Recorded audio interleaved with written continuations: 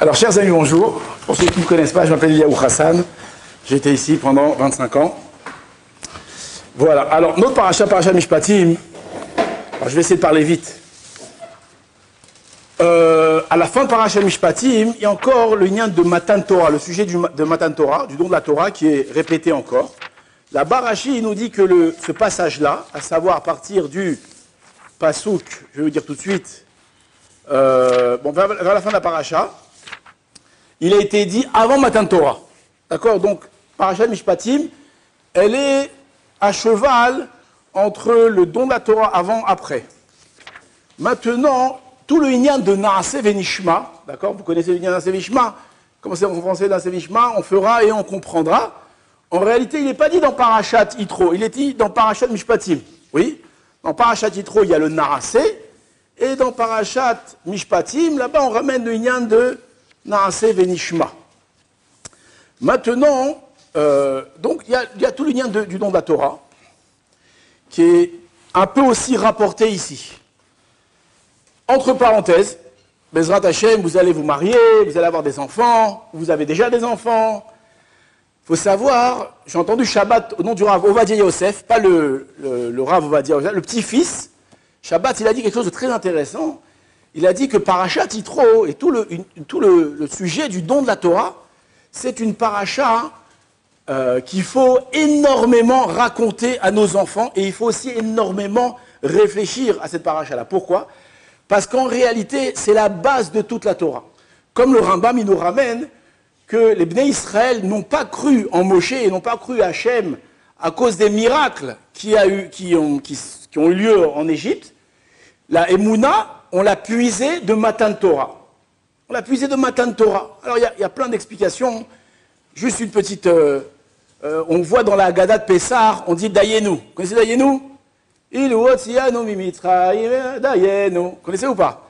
Alors là-bas, il y a un Dayenu qui est très intéressant. Il y a marqué, s'il nous avait fait venir au mont Sinaï, mais il ne nous avait pas donné la Torah, qu'est-ce qu'on dit? Dayenu. Alors on peut poser la question, on dit, Dayenu. Qu'est-ce que Dayenu? On va au mont Sinaï, on ne reçoit pas la Torah, à quoi ça sert? Pourquoi? Parce que dans notre esprit, le Har Sinaï, c'est que le don de la Torah. Alors, il y en a qui expliquent que non, le Har Sinaï, c'est aussi autre chose. Le Har Sinaï, là-bas, on a puisé la Emouna. Pourquoi? Comme le verset nous dit, à plusieurs reprises, là-bas, quand vous étiez au Har Sinaï, vous avez entendu, vous avez vu Hachem vous parler. Et donc, cette vision qu'on a eue, c'est ça, la source de la Emouna du juif. Et il a expliqué que c'est pour ça qu'on doit énormément expliquer ça aux enfants, de leur expliquer que notre Emouna, elle ne vient pas d'un bonhomme qui est venu, qui a raconté sa vie, qui a dit Dieu m'a parlé, ou qui a un autre illuminé, il a dit la même chose. Non, nous, on était tous ensemble là-bas, on était 3 millions de personnes au pied du mont Sinaï, et on a entendu et on a vu. Et cette vision-là, ils l'ont transmis à leurs enfants, qui l'ont transmis à leurs enfants. Là-bas, le Rambam, il explique beaucoup que... Bon, il y a beaucoup de choses à expliquer sur ça. En tout cas, ces parachiotes-là, ce sont des parachiotes qui sont extrêmement fondamentales pour le judaïsme. Maintenant, dans Parashat Mishpatim, alors Parashat Mishpatim, en réalité, pour des Bachur Yeshiva, c'est la meilleure paracha. Pourquoi?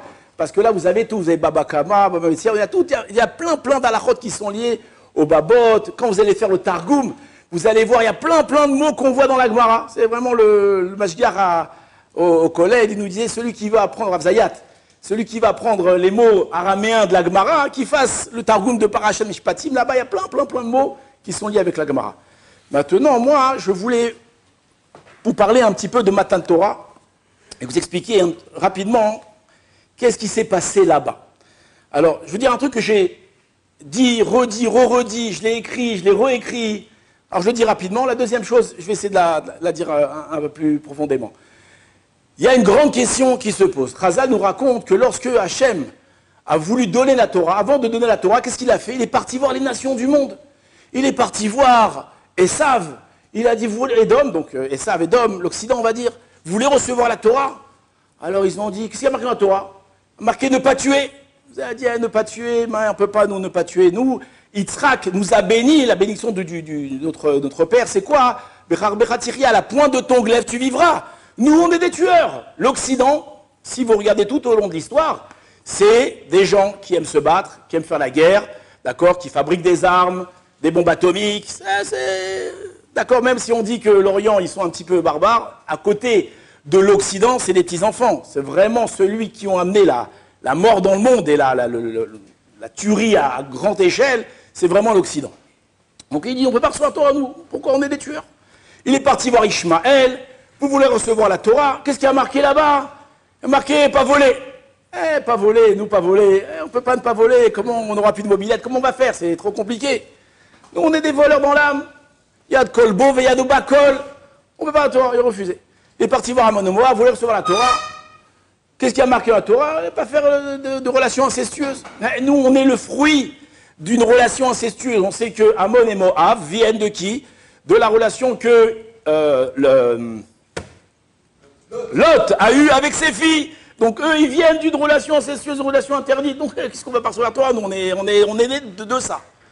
À la fin, il est parti voir le peuple juif, leur âme Israël. Vous voulez recevoir la Torah? Qu'est-ce qu'ils ont dit? Combien ça coûte? Hachem, il a dit c'est gratuit. Il a dit redonne-moi en deux.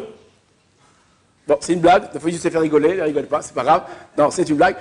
Qu'est-ce qu'ils ont dit leur âme Israël? Ils ont dit Naraseh Venishma. Ils ont accepté la Torah. Et il a dit non seulement on l'accepte, on va l'accomplir et on va la comprendre. D'accord? La question que les commentateurs posent, et c'est une vraie question qui est très puissante, il dit, je ne comprends pas. Les nations du monde, eux, vont refuser la Torah à cause de quoi? À cause de ne pas tuer, de ne pas voler. Mais en réalité, même l'adultère, ces lois-là, de ne pas tuer, de ne pas voler, ce sont des lois que eux-mêmes, plus tard, ils vont instaurer dans leurs lois. Vous allez dans n'importe quel pays occidental, ou même un pays arabe, c'est interdit de voler, c'est interdit de tuer. On n'a pas le droit de voler, on n'a pas le droit de tuer, c'est interdit.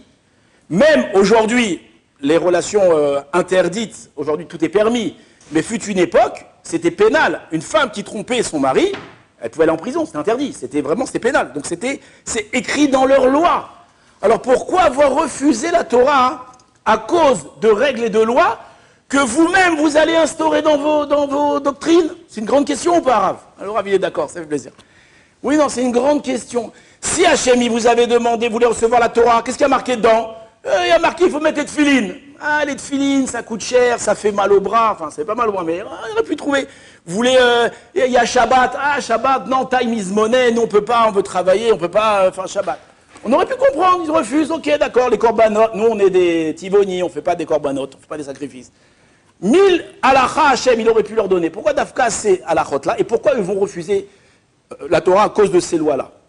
Alors, en réalité, la réponse à cette question-là, elle vient nous montrer un des isodotes du judaïsme. J'ouvre une parenthèse, quelqu'un qui fait tchouva maintenant.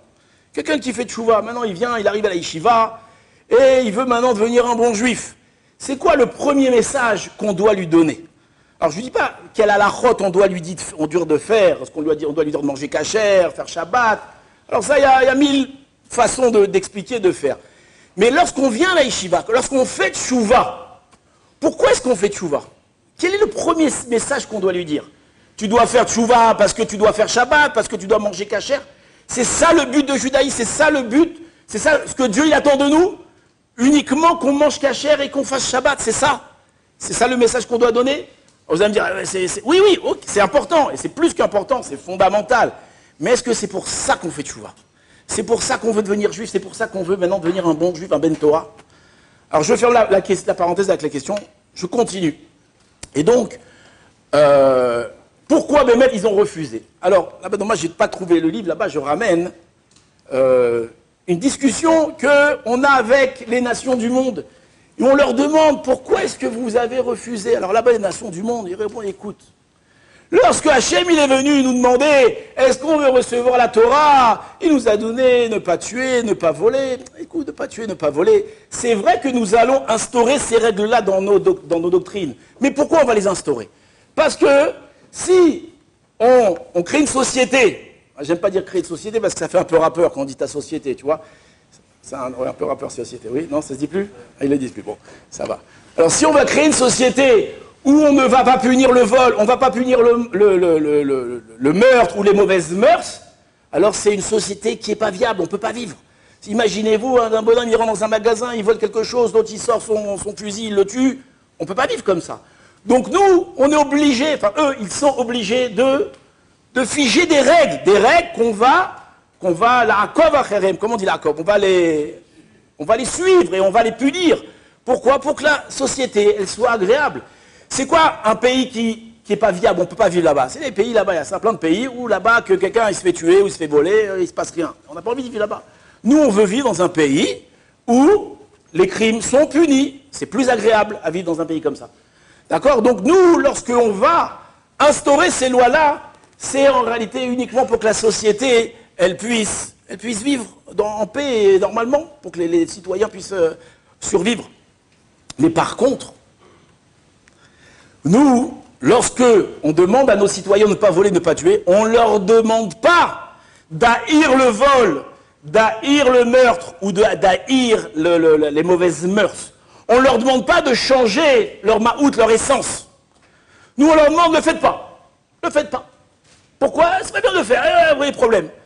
Mais en réalité, quelqu'un qui a volé et que personne ne l'a vu, quelqu'un va lui dire quelque chose, personne ne va lui dire quelque chose. Et au contraire, nous, on ne peut pas leur dire d'interdire ça parce qu'on aime ces choses-là. Lorsque vous allez au cinéma, vous n'allez pas au cinéma, vous. Baruch Hashem. Mais quand on va au cinéma, qu'est-ce qu'on regarde comme genre de film? Qu'est-ce qu'on regarde? Alors on voit Rambo. Oui, Rambo, qu'est-ce qu'il fait? Il a une grosse mitraillette, Rambo. Alors au début c'était une petite mitraillette, et plus ça a été, et plus ils ont des grosses mitraillettes. Et là-bas il tire, et tous les gens, ils meurent, il y a du sang partout. Et on va voir ça au cinéma en mangeant les pop-corn. Voilà, l'autre il a la tête qui éclate. Et plus c'est horrible, et plus on kiffe, oui ou non? Qu'est-ce qu'on va voir encore comme film? Les films d'escrocs, Les Affranchis, Le Parrain, t'as vu comment il l'a volé? Et après tout le monde essaie de leur ressembler à ces gens-là, oui. On aime ces trucs, on entend une escroquerie, oh là là, quelle rigolade, oh là là, c'est incroyable. On aime ça. Bon, on ne le fait pas, on a peur hein, de se faire, on le fait pas. Et qu'est-ce qu'on aime aussi encore comme film? Il y a quoi les troisième sortes de films? Les films de je t'aime et tu m'aimes, et je te trompe et tu me trompes, et tous ces genres de films. Alors on les a fait dans toutes les sauces, dans tous les genres, des hommes, des femmes, on a tout fait. Dans tous les sens, ils les ont fait. Et plus c'est moche, et plus les gens, ils aiment ça. Alors, ils vont trouver des trucs psychologiques là-dedans. Mais en réalité, ils aiment ça. Ils aiment ça. Ils aiment ça. Ça, ils ne demandent pas à leurs concitoyens d'haïr ces choses-là. Pourquoi? Parce qu'ils comprennent que c'est ça, entre guillemets, le kiff de la vie. On vous demande de ne pas le faire pour que la société puisse. Une autre chose aussi, ça je l'ai dit, c'est-à-dire la dernière fois que je suis venu, ou la fois d'avant, la morale. La morale, ça n'intéresse personne en réalité. J'ai eu un moment dans ma vie, un moment un peu philosophique comme ça. Un peu philosophe, j'ai eu un trip philosophe comme ça m'est arrivé. Et j'étais en France, je suis rentré dans une librairie, et j'ai dit à la libraire, je dis, madame, vous avez un truc de philosophie, un magazine philosophie? Elle m'a dit, ouais, là-bas, vous avez philosophie. Alors je sors le magazine, c'est pas intéressant. Elle dit, c'est pas que c'est pas intéressant, c'est que le titre, je ne le comprenais même pas. Je ne sais même pas de quoi il parlait, tellement que c'était profond. Je le repose, je dis, vous n'avez pas autre chose? Et là, la bonne femme, elle me dit comme ça, mais monsieur, mais ça n'intéresse personne, ces livres. Si vous voulez, il y a Voici, Gala, Interview, tous les magazines de Rago. Vous connaissez, voilà, Voici, vous ne connaissez pas? Ou Hachem. En tout cas, c'est les magazines de Rago, où telle star, elle a divorcé avec l'un tel. C'est ça qu'ils lisent, les gens, c'est ça qu'ils aiment. Donc en réalité, la profondeur, la philosophie, ça n'intéresse personne. Nous, on aime les ragots, on aime les trucs de bassesse. Et ça c'est la société.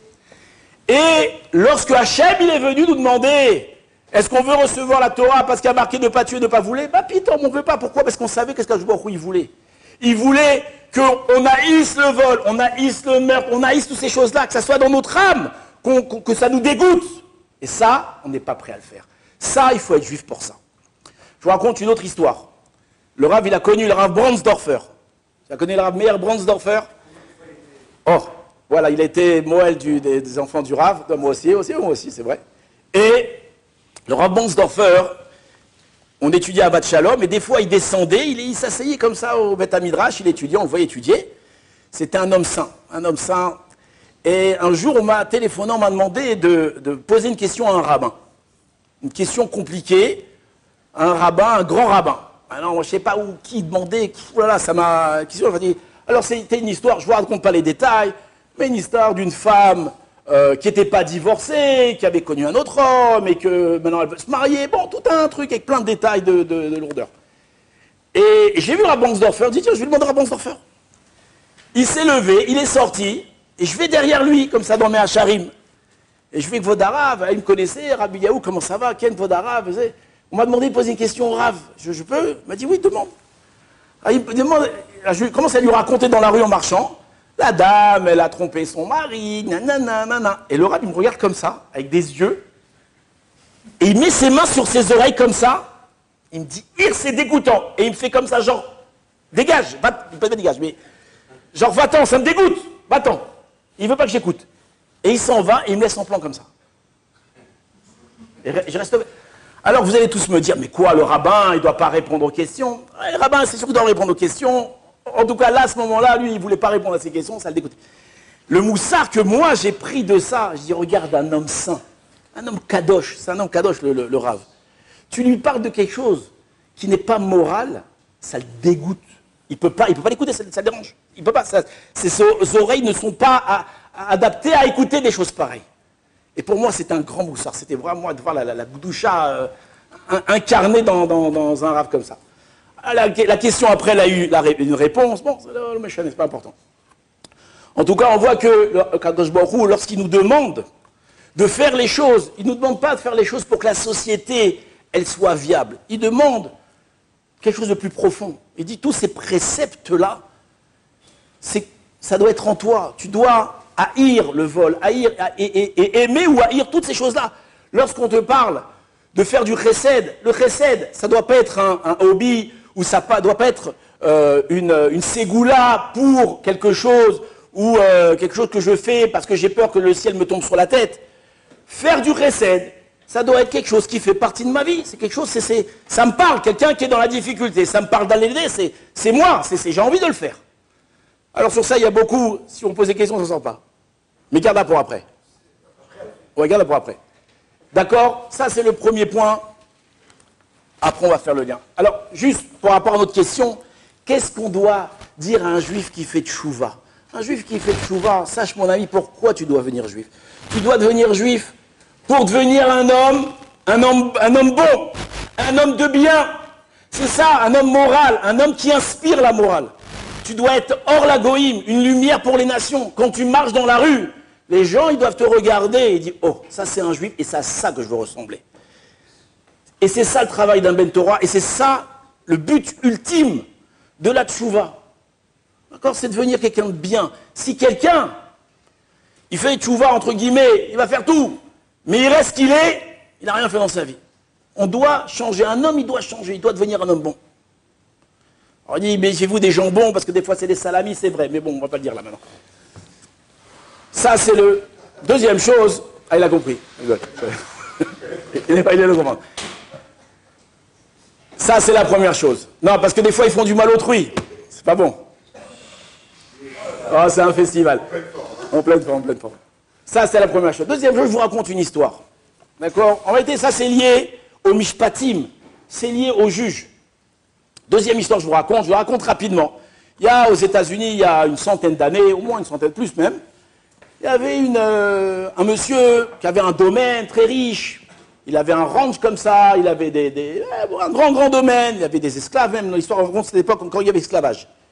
Et dans sa maison, il y avait une dame qui travaillait, elle était femme de ménage, intendante. Et qu'est-ce qui se passait? Elle travaillait toute la semaine, et le samedi ou le dimanche, je sais pas, elle partait rejoindre sa famille, elle était veuve, elle avait donc des petits orphelins, et elle allait le week-end s'occuper de ces orphelins. Elle recevait sa paie, elle s'occupait. Et qu'est-ce qui va se passer? Un jour, il y a un des gens de la famille de ce personnage, de ce monsieur-là, il la voit rentrer dans le bureau du patron, faire quelque chose, prendre quelque chose, et sortir comme ça rapidement et partir. Il dit, c'est bizarre, qu'est-ce qu'elle a fait celle-là? Qu'est-ce qu'il fait? La semaine d'après, il vient, il observe, qu'est-ce qu'il voit? Elle ouvre le coffre-fort du patron, apparemment elle connaissait le code, elle ouvre, elle prend un billet, elle referme le coffre, et elle se sauve vite, elle repart chez elle. Là, le monsieur, il voit ça, il dit à son patron, Il dit, je l'ai vue en train de voler dans la caisse. Elle est en train de te voler. Et ça se trouve que ce n'est pas la première fois, parce que toutes les semaines, on la voit partir comme ça rapidement. Qu'est-ce qu'il fait, le patron? La semaine d'après, il se cache dans le bureau. Elle rentre comme ça discrètement. Elle ouvre le coffre. Elle prend un billet. Elle referme. Et qu'est-ce qu'il fait, le patron? Waouh, il lui fait peur comme ça. Et là, choqué. Il commence à... Bon, il est crié dessus. Police. Il embarque. Et là, cette dame-là se fait juger. C'est une vraie histoire. Hein. Mais, elle n'est pas extraordinaire, mais c'est une vraie histoire. Et elle se fait juger. Et là, le procureur, il vient, il l'accuse très violemment, voleuse, mal se comporter, t'as pas honte. Et là, elle voit que ça va mal finir. L'histoire, elle va mal finir. Qu'est-ce qu'elle va faire? Elle demande la parole. Elle a le droit de parler? Elle a le droit de parler. Et là, elle se lève et elle va lancer un plaidoyer incroyable. Alors, apparemment, c'était une très très forte. Elle va dire aujourd'hui, nous sommes venus juger un comportement. Est-ce qu'il est moral ou il n'est pas moral? Vous vous dites juge de la moralité. Mais dites-moi, est-ce que c'est moi qu'on doit juger ici?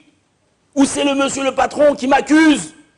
Oui, cet homme-là, moi veuve avec des orphelins, il m'exploite. Il me fait travailler comme je ne sais pas quoi, du matin au soir, pour me donner à la fin un salaire de misère. Et je rentre chez moi, j'ai à peine de quoi les nourrir.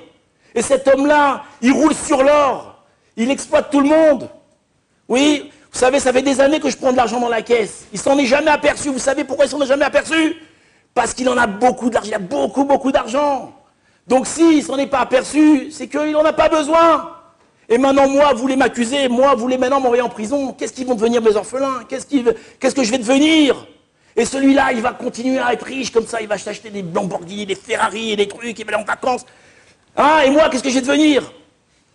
Elle raconte ça, les juges entendent, choqués, tout le monde choqué dans la salle, hein, il se met à pleurer, enfin je sais pas, j'exagère, mais ils se mettent à pleurer, à la fin, comment ils ont tranché les juges? Cette dame-là a raison. Non seulement on va rien lui faire, mais en plus, toi, toutes les semaines, tu devras lui donner une somme d'argent en plus. L'histoire, elle s'arrête là. Qu'est-ce que vous pensez de cette histoire? Qui a raison? Elle ou lui? Allez, dites-moi, n'ayez pas peur, n'ayez pas peur. Voilà, voilà. Un par un, qui a raison? Monsieur Amir. Lui, mais t'as pas honte? Une orpheline, une pauvre almana. C'est ce que c'est une almana dans la Torah? C'est les paupières des yeux d'Hachem. Comme ça, une orpheline, tu l'abandonnes avec tes petits enfants. Mais t'as pas honte, t'es plein d'argent. Mais t'es bourré aux as. Ça va, sors un petit peu, aide les autres.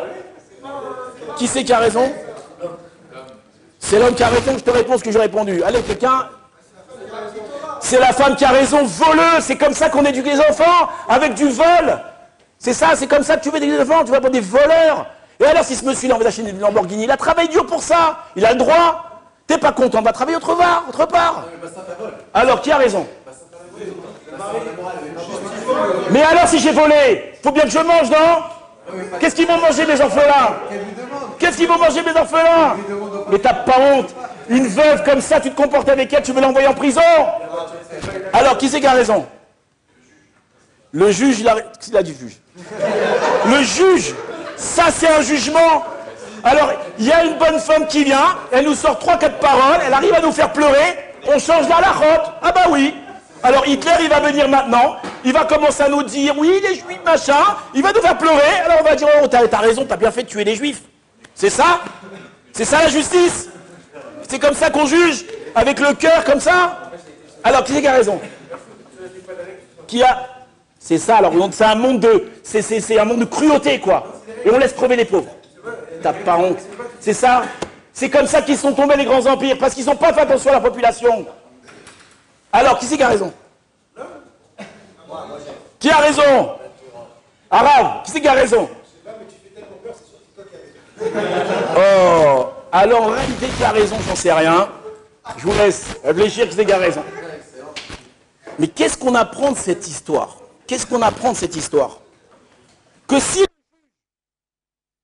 la loi, elle est tranchée et respectée uniquement par la route à regesh, comment on dit en français route à regesh, par les sentiments, par la... Alors il n'y a plus de loi, il n'y a plus de... Et le problème, et le problème de toutes les lois qui existent dans le Dosha, ce sont des lois qui ont été fixées par des hommes. Le problème chez les hommes, c'est qu'ils vont juger le bien et le mal en fonction de quoi? En fonction, le bien, c'est ce qui me fait du bien. Le mal, c'est ce qui me fait du mal. Il y a des générations, c'est comme ça. Des générations, c'est comme ça. Je vous donne un exemple. L'avortement, c'est bien ou c'est mal? C'est mal. L'avortement, c'est bien ou c'est mal? C'est bien. Écoutez, moi, je dois partir en vacances. Je suis une dame, hein, je dois partir en vacances. Je ne vais pas rentrer dans mon maillot de bain. Alors, je vais avorter pour pouvoir rentrer dans mon maillot de bain. C'est bien d'avorter ou pas? Non, pourquoi? J'ai pas le droit d'aller en vacances? La morale, pas la morale. Alors, très simplement, c'est ce qu'ils disent? Très simplement. Non, on ne parle pas de circonstances graves. On parle de circonstances, de partir en vacances sans son maillot de bain. Sans rentrer dans ces trucs-là. Très simplement, avant Madame Veil, vous savez c'est qui Simone Veil? L'église de Pantin, c'est une station de train, pas mal. Donc la station de train à l'église de Pantin, Madame Simone Veil, alors avant ça c'était une dame qui a permis l'avortement, d'accord? Et bien avant Simone Veil, en France, c'était puni de peine pénale. T'avortais, t'allais en prison. Aujourd'hui, c'est remboursé par la sécurité sociale. Alors l'avortement, c'est bien ou c'est mal? Tout simplement, à une époque, c'était pas bien, aujourd'hui c'est bien. Donc on voit que quoi? Ces lois, et toutes les lois, les doctrines, elles vont changer avec l'humeur du temps. Ça veut dire que tout a changé. Et les lois, elles vont en fonction de... Et donc si l'humanité continue à être dirigée par des gens qui vont voter des lois, oui, en fonction de la tendance, de l'humeur de la population, ça c'est le premier point. Et pour revenir ça c'est le deuxième point, mais au premier point, si dans le cœur des juges, il n'y a pas une réelle volonté de se battre contre le mal, parce qu'on haït le mal, on n'aime pas le mal, et au contraire, on aime le mal, mais comme maintenant moi je suis juge, alors je ne peux pas me permettre de dire que le mal il est bien, parce que je suis juge. Mais forcément, mon jugement il sera faussé. Et donc c'est ce que la Torah ici elle nous dit. Les mishpatim ne peuvent être que des attributs divins. Akadosh Baruch Hu, lui, il n'est pas influencé par quoi que ce soit. Sa parole, elle est émette du début jusqu'à la fin. Et toutes les lois de la Torah, elles sont vraies et immuables. Alors vous allez me dire, mais les Chachamim, ils ont changé des choses. C'est vrai, les Chachamim ont reçu déjà ce pouvoir d'Hachem. Et mis à part ça, en règle générale, ils ne vont pas permettre des choses qui sont interdites. Ils vont interdire en général des choses qui sont permises pour mettre des barrières. Mais jamais les Chachamim vont permettre le meurtre ou vont permettre des choses pareilles. Jamais, jamais, jamais. La Torah, elle ne bouge pas, elle est immuable du début jusqu'à la fin. Et c'est pour ça que la Torah, elle a fait ses preuves. Les gens, ils veulent, il y a un mouvement, une secte, les réformistes. C'est les réformistes. Ces gens veulent faire des réformes, il faut qu'on change la Torah. Pourquoi on doit changer la Torah à leur goût? Parce qu'elle n'est plus du jour, elle n'est plus actuelle. Mais si tu regardes, la seule religion, la seule doctrine qui tient la route depuis 3300 ans, c'est le judaïsme. Tous ceux qui ont voulu changer la Torah, et il y en a eu, les Zdoukim, les Shomronim, les Karaïs, les réformistes, il y en a eu 1000. L'époque des luttes, plein, ils ont voulu. Où est-ce qu'ils sont tous ces gens-là? Ils ont disparu. La seule doctrine qui tient la route du début jusqu'à la fin, c'est Torah Tenoach Dosha. Et c'est ça le lien des Mishpatim. Alors c'est vrai, des fois, on lit d'Alachot ici, on ne les comprend pas. On ne comprend pas comment. Alors il y a une mitzvah d'approfondir, de comprendre qu'est-ce que la Torah elle veut dire. Maintenant, je finis avec ça. Le Naaseh Venishma, c'est une parole qui est très intéressante. On fait pas attention qu'est-ce qui est dit là-bas. Chazal nous raconte que lorsque leur Am Israël, ils ont dit Naaseh Venishma, qu'est-ce qui s'est passé? Il y a 600 000 anges qui sont descendus du ciel avec 2 couronnes. Et ils ont couronné chaque juif avec 2 couronnes. Pourquoi 2 couronnes? Une pour Naassé et une pour Nishma. De là, on comprend que quoi? Que Hachem va apprécier la parole de Naassé, on fera, mais il va aussi apprécier la parole de Nishma. La question qu'on pose, on dit, je ne comprends pas. Si Hachem, il t'a fait sortir d'Égypte, d'accord? Maintenant, il t'a acquis comme peuple. Il a fait tous ces miracles, il t'a sauvé. Aujourd'hui, il t'ordonne de faire quelque chose. La parole que tu dois dire, c'est quoi? Comme on dit à l'armée, Ken Amefaked. Tu dis pas, Ken Amefaked, oui, je vais essayer de comprendre ce que ça a voulu dire. Qu'est-ce qu'il va dire ton Mefaked? Tu n'essaies pas de comprendre. Je te donne un ordre, tu te fais, tu te tais, tu le fais. Soumission. Il y a une religion qui s'appelle comme ça. Soumission. Tu fais sans comprendre. Même les trucs les pires, tu fais sans. Là, on voit que non. Lorsqu'on a dit Naasé Venishma, que Baruch Hu était content. Pourquoi? Parce qu'Hachem, il ne veut pas qu'on accomplisse comme des abrutis. Il veut qu'on comprenne ce qu'on fait. Et c'est pour ça qu'il y a une mitzvah aussi grande d'étudier la Torah. On voit que tout le judaïsme, il est basé sur quoi? Sur l'étude de la Torah. Pourquoi on en fait tout un truc, l'étude de la Torah? Parce que c'est ça l'essentiel que Baruch Hu, il veut que tu fasses, il veut que tu comprennes ce que tu fais. Et le Rav Shabbat aussi, il a dit, il y a là-bas une grande mitzvah d'étudier Ta'amé un mitzvot, d'étudier les règles, les raisons des mitzvot, de pourquoi on fait ces mitzvot-là. Et quand on regarde les mitzvot, les liens de Eved Ivri, dans ces parachas, il y a des raisons qui sont incroyables, il y a plein de profondeur. Dans chaque chose, il y a plein de profondeur. En tout cas, pour revenir à notre petit Baal Tchouva, tu veux faire Tchouva, ça c'est pourquoi tu vas faire Tchouva. Tu vas faire Tchouva maintenant pour être un bon juif. Si avant, tu étais escroc, avant tu étais coléreux, avant tu frappais ta femme, tu frappais tes gosses, tu criais sur les gens, aujourd'hui si tu fais Tchouva, pourquoi tu rigoles? Il y a du vécu ou quoi? Non.